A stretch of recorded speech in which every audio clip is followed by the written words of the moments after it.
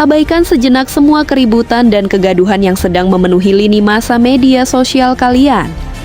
Kalau kita mau jujur dan melihat masalah ini secara jernih, Timnas Indonesia justru menjadi salah satu tim paling problematik di ajang Piala AFF 2026 kali ini. Bayangkan saja, hanya gara-gara turnamen regional yang bahkan tidak masuk dalam agenda resmi FIFA, kondisi sepak bola kita seketika berubah jadi kacau balau. Publik ini seolah-olah terpecah menjadi dua kubu yang saling serang.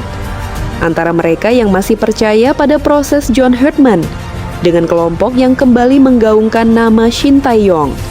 Situasi panas ini jelas makin diperparah oleh peran pihak-pihak tertentu, termasuk media yang gemar mengadu domba dan membentur-benturkan keadaan. Kondisi yang tidak kondusif ini bahkan ikut menyita perhatian para pemain diaspora kita. Mereka pasti tidak menyangka tim nasional yang tadinya sangat harmonis dan solid mendadak pecah hanya karena sebuah turnamen yang mungkin lebih banyak membawa mudarat ketimbang manfaat. Lalu di tengah pusaran konflik ini, isu kepemimpinan wasit dan penggunaan teknologi VAR juga masih menjadi topik paling hangat yang terus dikulik publik. Rekam jejak perangkat pertandingan dibongkar habis-habisan, keputusan kontroversial di atas lapangan terus diperdebatkan, sampai media-media dari kawasan Timur Tengah pun ikut menyoroti polemik ini. Pertanyaannya sekarang, apakah semua keputusan aneh itu murni akibat kelalaian wasit? Apakah sistem VAR sudah bekerja sesuai prosedur standar? Atau sebenarnya ada dinamika dan intervensi lain yang selama ini belum diketahui oleh publik? Jika memang nantinya ditemukan indikasi kecurangan atau pelanggaran regulasi, AFC maupun FIFA tentu memiliki mekanisme resmi untuk melakukan investigasi.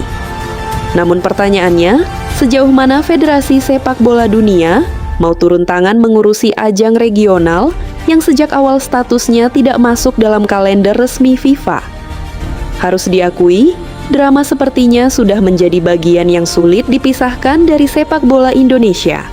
Publik tanah air memang sangat menyukai drama, apalagi jika sudah dibumbui konflik dan intrik internal. Padahal objek utamanya hanyalah si kulit bundar yang ditendang di atas rumput hijau, tetapi dramanya bisa jauh lebih rumit dari alur sinetron. Di Piala AFF 2026 ini, Indonesia benar-benar dikelilingi berbagai kontroversi. Di samping klaim soal skuad yang katanya mewah, kita tentu masih ingat betapa panasnya perdebatan seputar pemanggilan Justin Hubner. Bahkan sempat muncul spekulasi liar bahwa Hubner seolah dipaksa untuk bergabung dengan klub liga lokal demi bisa tampil di ajang AFF ini. Beruntung, Fortuna Sittard bertindak tegas menolak tawaran tersebut dan Hubner sendiri memilih untuk konsisten meniti karirnya di Eropa. Bukan cuma itu, ambisi di balik layar untuk memulangkan para pemain diaspora ke Liga 1 dengan narasi menaikkan kualitas kompetisi domestik juga patut kita pertanyakan.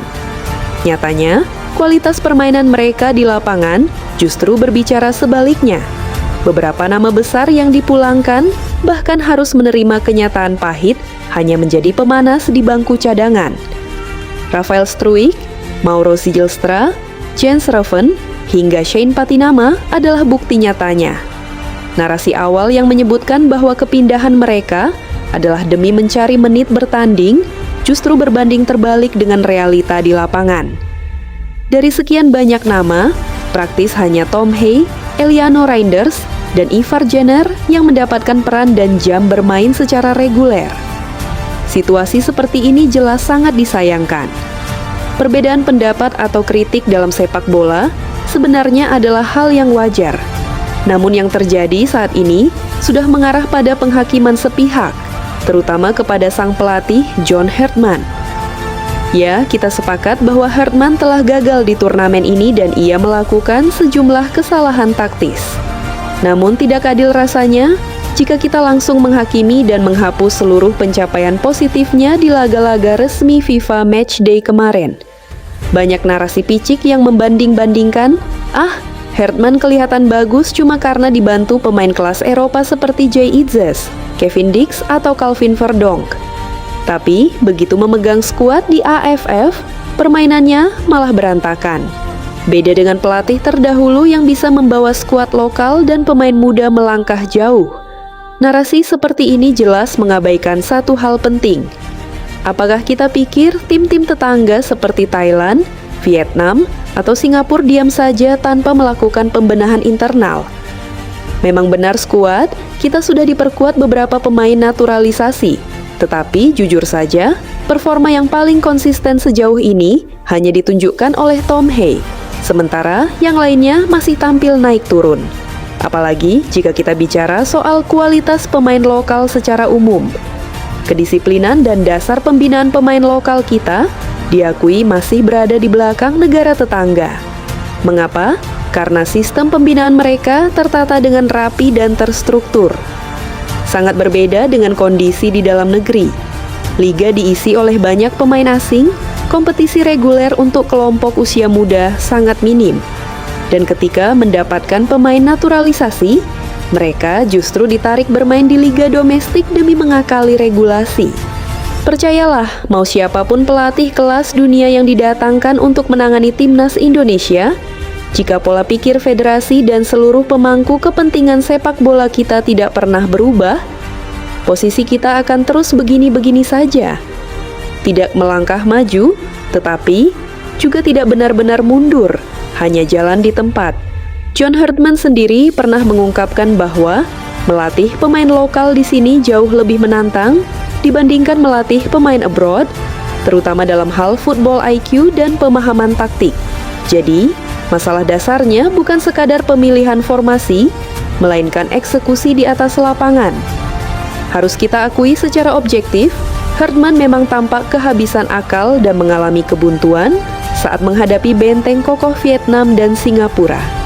Namun di sisi lain, sebagus apapun rencana taktis yang dirancang pelatih, jika kontrol bola dasar, passing, serta pengambilan keputusan pemain di lapangan masih sering salah dan panik saat ditekan lawan, maka taktik apapun tidak akan pernah berjalan secara maksimal. Herdman sebenarnya sedang berusaha menanamkan identitas permainan baru, filosofi high pressing, penguasaan bola yang dikombinasikan dengan umpan-umpan direct. Sistem ini sebenarnya bisa berjalan cukup efektif ketika diperkuat oleh pemain-pemain yang merumput di Eropa karena mereka memiliki pemahaman taktik yang matang. Meski begitu, Herdman tetap wajib berbenah diri.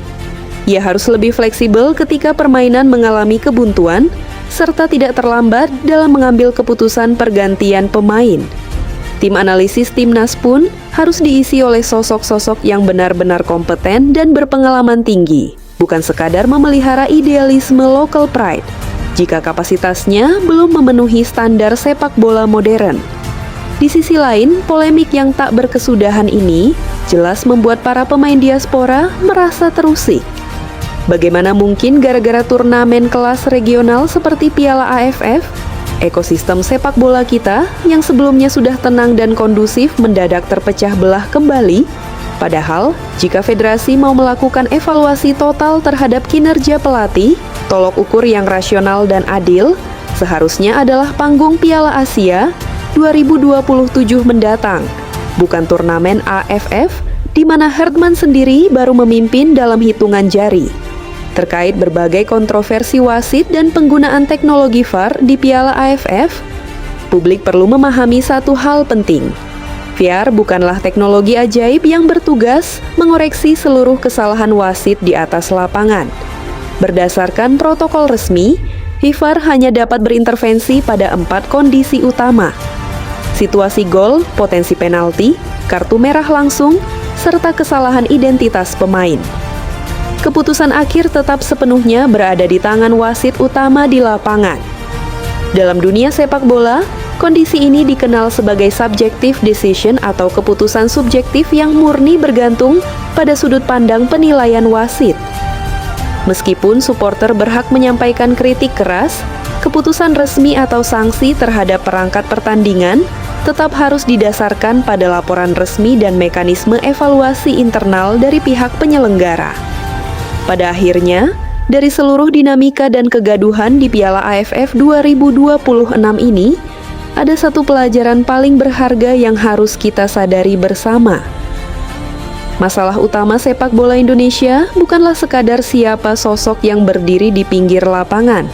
Bukan cuma tentang teknologi VAR, dan bukan cuma soal perselisihan antar pelatih.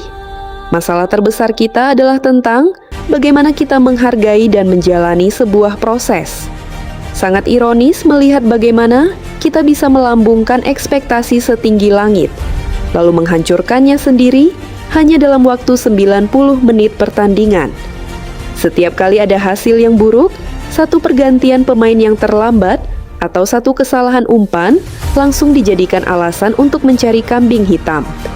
Padahal, sepak bola bukan pertunjukan sulap yang bisa berubah instan dalam sekejap mata. Jika kita benar-benar serius ingin melihat timnas Indonesia melompat ke level yang lebih tinggi, sudah saatnya kita berhenti saling menunjuk siapa yang salah dan mulai fokus pada apa yang harus dibenahi. Sebab jika setiap kegagalan selalu diwarnai oleh perang opini antara pendukung pelatih lama versus pelatih baru, pemain lokal versus diaspora, serta media versus supporter, maka yang memenangkan pertempuran bukanlah timnas Indonesia, melainkan keributannya itu sendiri. Kita tidak kekurangan bakat, kita tidak kekurangan pemain berbakat di luar negeri, dan kita juga tidak kekurangan sumber daya finansial. Yang selalu kurang dari sepak bola kita adalah konsistensi, kesabaran, serta keberanian untuk membongkar dan memperbaiki akar masalah secara menyeluruh. Biarlah kegagalan di Piala AFF 2026 ini menjadi alarm keras bagi kita semua. Sebuah pengingat bahwa sepak bola Indonesia tidak membutuhkan drama yang lebih besar, melainkan fondasi yang jauh lebih kuat. Sudah saatnya kita berhenti bertanya siapa yang paling bersalah dan mulai melangkah bersama untuk memperbaiki sistem secara nyata. Tetap kawal prosesnya, tetap dukung perjuangan Garuda, dan sampai jumpa di ulasan berikutnya. Kita Garuda,